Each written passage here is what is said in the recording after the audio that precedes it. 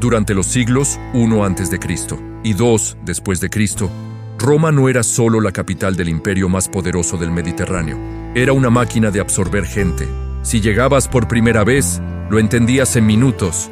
Idiomas distintos en una misma esquina. Mercaderes, soldados, artesanos, filósofos, esclavos y peregrinos, compartiendo un mismo espacio. Era una ciudad inmensa y llena de vida. Pero esa vida tenía un precio: ruido constante, desigualdad brutal y una sensación permanente de grandeza. Esto es Roma hasta el siglo II. La tradición romana decía que la ciudad fue fundada en el año 753 a.C., pero incluso si te quedas con esa fecha como símbolo, la realidad es que Roma surgió como un proceso. Asentamientos en colinas, comunidades que se acercan, se mezclan y con el tiempo se convierten en una ciudad. Y desde el primer momento, Roma tiene algo que la favorece: el Tíber. No solo como agua, sino como ruta y frontera. Controlar un paso vale más que tener un paisaje perfecto. Los romanos contaron sus orígenes con mitos de gemelos, lobas y destino. No necesitas creerlo como historia literal para entender su función. Ese mito les enseñaba a verse como una ciudad nacida de conflicto, ambición y supervivencia. Y eso encaja demasiado bien con lo que Roma fue de verdad. Con el tiempo, parecen obras que te dicen: aquí ya hay organización. El drenaje que la tradición relaciona con la Roma monárquica, la cloaca máxima, empieza como solución práctica para secar zonas pantanosas y encauzar aguas. Y, con la ciudad creciendo, también crece su arquitectura sagrada. El templo de Júpiter Óptimo Máximo en el Capitolio se convierte en el gran símbolo religioso y político de la Roma temprana, ligado a la identidad de la ciudad. Luego llega el gran giro político, que da inicio a otra etapa: la caída de los reyes y el nacimiento de la República, en el año 509 a.C. Roma pasa a un sistema donde el poder se reparte y se compite por él dentro de reglas: cónsules, senado y asambleas. En el siglo V a.C., Roma fija una base clave para su estado: las 12 tablas, el primer gran código público de leyes pensado para que la norma no dependiera solo de la memoria o del poder de unos pocos. Pero la expansión no se sostiene solo con ejércitos, se sostiene con infraestructura. En el año 312 a.C., Roma inicia dos proyectos. Se impulsa la Vía Apia, una de las grandes carreteras romanas, y también el Aqua Appia, el primer acueducto. No es casualidad que ambos estén ligados a la misma figura política de ese año: Apio Claudio, el censor. Durante los siglos IV y III a.C., Roma fue ganando control sobre Italia paso a paso, a veces por guerra, a veces haciendo alianzas, para tener lo básico que convierte a una ciudad en una máquina de guerra. Más soldados, más impuestos, más rutas, más recursos y más puertos. Y ahí viene el gran choque: las guerras púnicas, entre los años 264 y 146 a.C., contra Cartago, que era la superpotencia marítima del momento.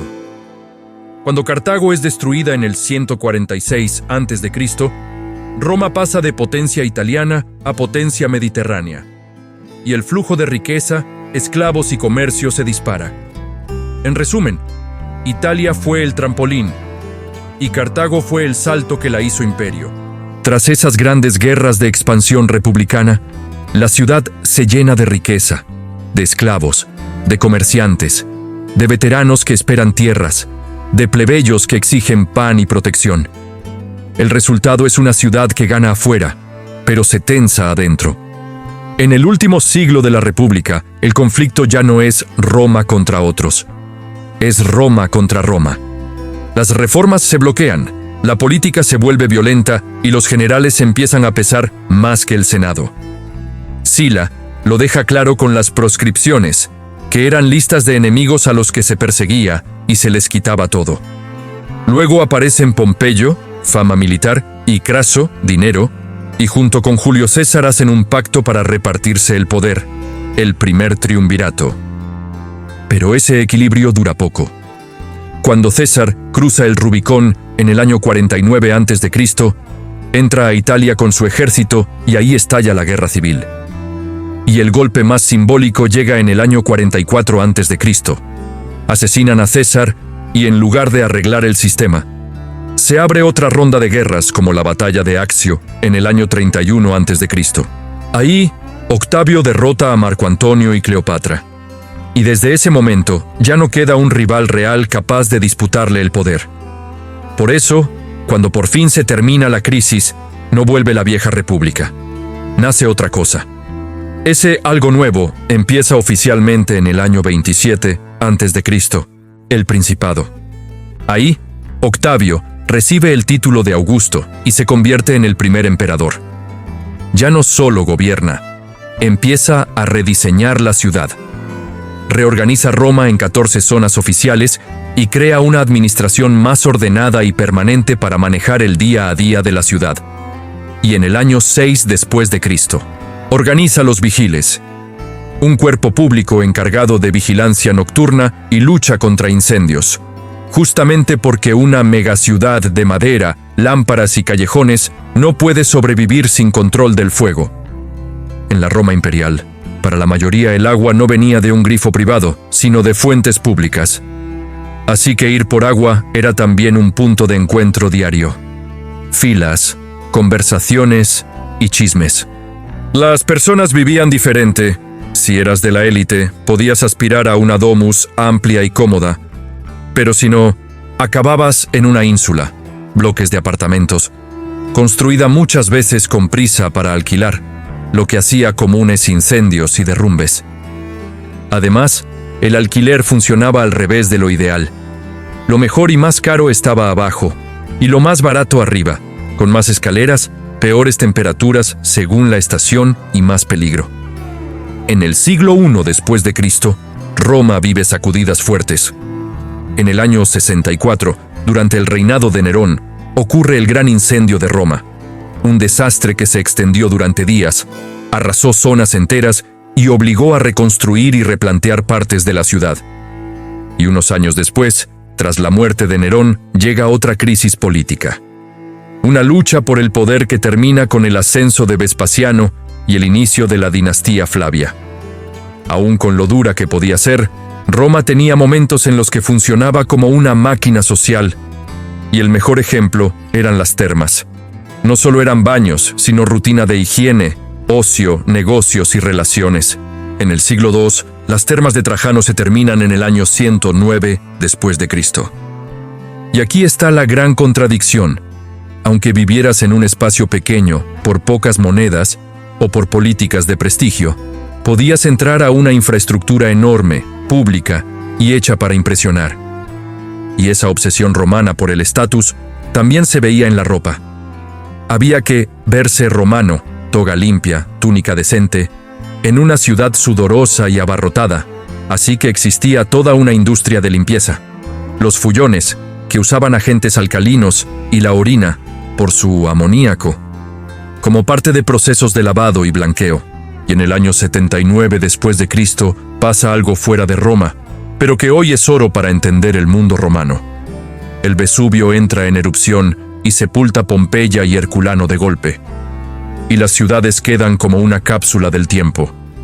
Al quedar enterradas, se conservan detalles del día a día que en Roma muchas veces se perdieron por siglos de reconstrucciones. Ahora volvamos a Roma. Aparece la obra que se quedó grabada hasta hoy, el Coliseo. Se empieza a construir con Vespasiano hacia los años 70-72 después de Cristo y se inaugura con Tito en el año 80. Lo impresionante es que no era solo una arena, era una obra de ingeniería. Tenía entradas numeradas, pasillos para separar multitudes, toldos para el sol y una logística increíble para mover a decenas de miles en minutos. Y debajo, el backstage, montacargas, trampillas y corredores para que el espectáculo apareciera como magia. Pero lo más impactante no es solo el edificio, sino el lugar. Lo levantan justo donde antes Nerón había hecho parte de su complejo privado. La Domus Aurea con jardines y hasta un lago artificial en pleno centro construido después del gran incendio de Roma. Nerón pierde apoyo, lo declaran enemigo público y muere en el año 68 después de Cristo. Y los Flavios aprovechan ese mismo espacio para dejar un mensaje clarísimo. Donde antes era, esto es para uno, ahora es, esto es para todos. Y ya en el siglo II después de Cristo, Roma entra en su mejor etapa de calma y prosperidad dentro de la Pax Romana, con emperadores como Nerva, Trajano, Adriano, Antonino Pío y Marco Aurelio, los famosos 5 buenos emperadores. Trajano deja su marca en grande. La columna de Trajano, completada en el año 113, es básicamente Roma diciendo: no solo ganamos guerras, también las contamos para que nadie lo olvide. Después llega Adriano y cambia el enfoque. Menos conquistar y más ordenar el imperio y construir cosas que duren. En su época se rehace el Panteón tal como lo vemos hoy, entre 118 y 128 después de Cristo. Y también arranca el Templo de Venus y Roma. Lo empiezan en el año 121, lo inauguran en el 135 y lo terminan más tarde, ya con Antonino Pío, hacia el año 141. Además, Adriano se toma en serio las fronteras.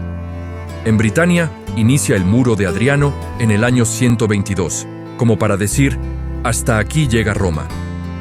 Y con Antonino Pío desde el año 138 al 161, el imperio vive una etapa bastante tranquila. Su nombre queda más asociado a mantener la estabilidad, administrar bien y sostener lo que ya tenían, que a lanzarse a nuevas conquistas. Y luego llega Marco Aurelio en el año 161 después de Cristo. Mucha gente lo recuerda como el emperador filósofo, pero su reinado no fue tranquilo. Al principio comparte el poder con Lucio Vero, y le toca lidiar con problemas serios, sobre todo guerras en las fronteras del Danubio y una gran epidemia conocida como la peste antonina, que golpea al imperio desde mediados de la década del año 160. Y hay un detalle clave. En el año 177 después de Cristo, Marco Aurelio nombra a Cómodo coemperador, y con eso cambia la regla no escrita del siglo II, porque hasta entonces muchos emperadores elegían sucesor por adopción, escogiendo al más capaz, pero aquí él se asegura que el poder pase a su línea familiar. Y lo curioso es esto. En medio de todo ese caos, Marco Aurelio escribe Meditaciones, que no era un libro para publicar, sino notas personales para mantenerse firme. Con el tiempo, ese texto se volvió una de las obras más influyentes del estoicismo. Cuando Marco Aurelio muere en el año 180 después de Cristo, muchos lo ven como el final simbólico de la etapa más sólida de la Pax Romana. Y aunque Roma todavía sigue en el siglo II con Cómodo que gobierna entre los años 180 y 192, el ambiente cambia. El poder se vuelve más inestable, la política se endurece y esa sensación de seguridad empieza a resquebrajarse. El cierre del siglo II, de hecho, no llega con calma, sino con un colapso. Cómodo es asesinado en el año 192 y en el 193. El imperio cae en una crisis sucesoria conocida como el Año de los 5 Emperadores. Roma sigue siendo gigantesca, pero ya no se siente invencible. Yo soy Max. Gracias por viajar conmigo al pasado, para entender lo que hoy tenemos delante. Y ahora dime en comentarios, ¿qué ciudad, lugar o momento histórico te gustaría ver reconstruido? Nos vemos en la próxima era.